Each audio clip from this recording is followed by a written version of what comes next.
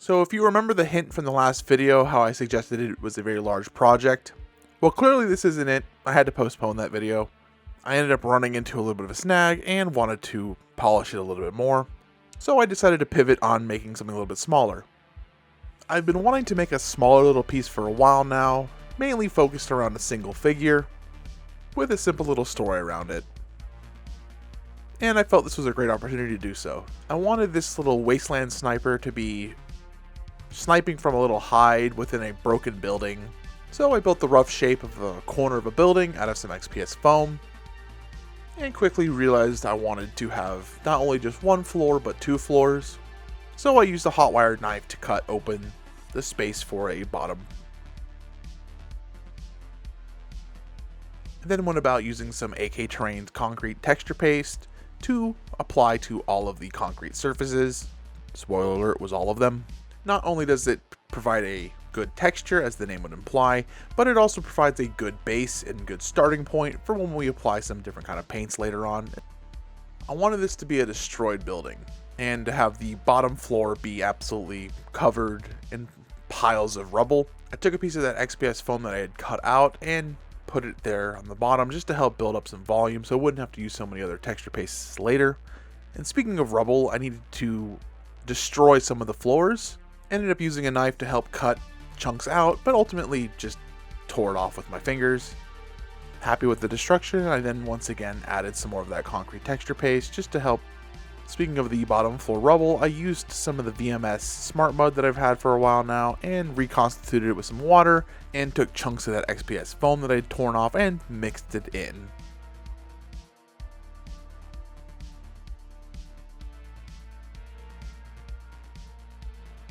To help add more rubble and chaos, I then used some more VMS textures, and for this I just used some fine and rough or coarse brick material and just sprinkled that about wherever I thought it would naturally kind of collect.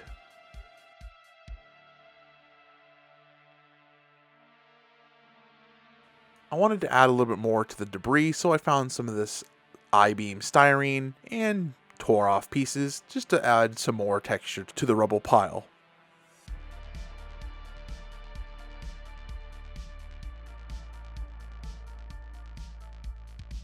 And then to seal it all in place, I used an entire kindergarten's yearly supply of PVA glue to help glue it all together.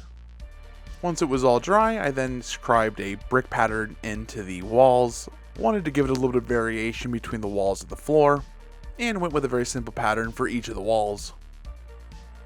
To help add some variety to the bricks, and again to emphasize the age and the destructive nature of the building, I used various items like the scalpel or the X-Acto knife and some other tools just to help pick away at some of the edges and just give it that more worn down, rough look. And I wanted the sniper to be shooting through a loophole in the wall, so I needed to create some kind of hole and just generally cut and poke and remove pieces until I was happy with it. Happy with the overall composition, I then went about painting it. For this I just started with a flat black primer. I then took my go-to color for concrete, which is Tamiya's Deck Tan, and gave it a good base coat. And yes, I am wearing a respirator for those who are curious, because that looks like a lot of fumes, and it's not good to breathe it, especially with some of these heavier thinners.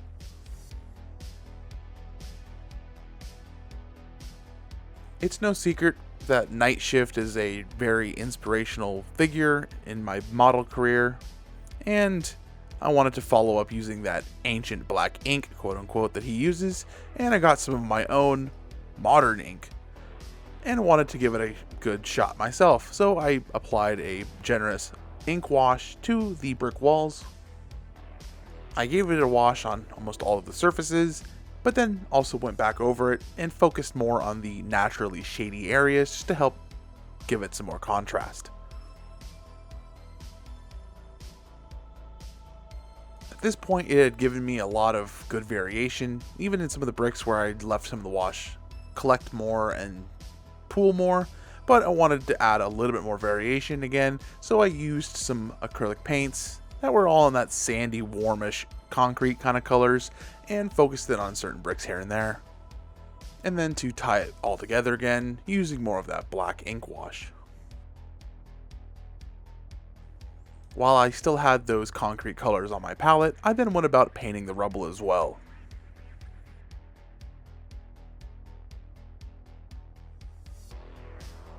I then diluted some more of the earthy kind of colors and made some washes out of them and applied them to the flat surfaces that would kind of naturally accrue some of that lighter colored dust.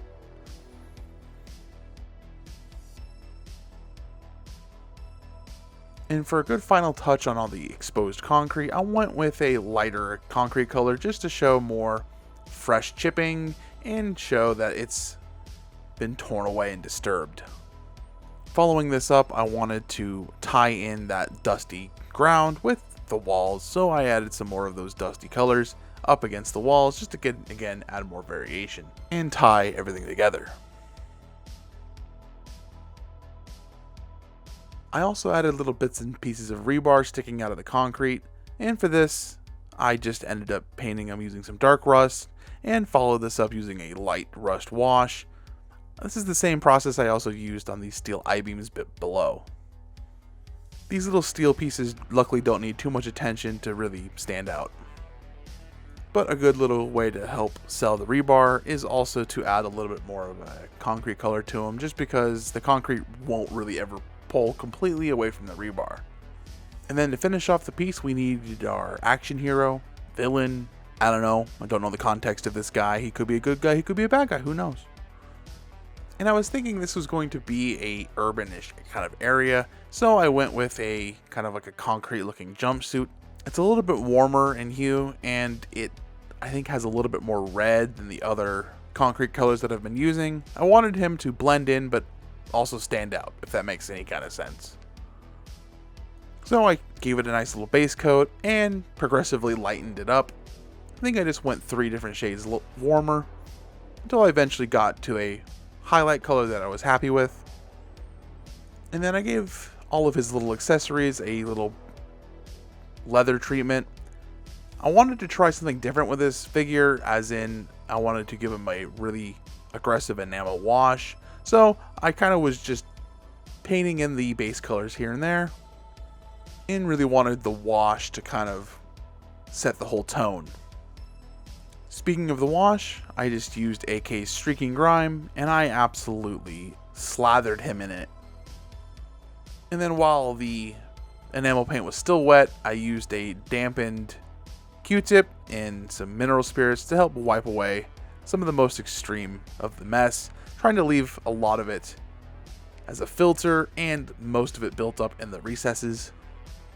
I think it left an interesting little effect. I might have to play around with this some more in the future, as I was kind of actually pleased with how it turned out. With him dry, there was nothing much more to do than to just place the figure and paint the sides black and call this one good.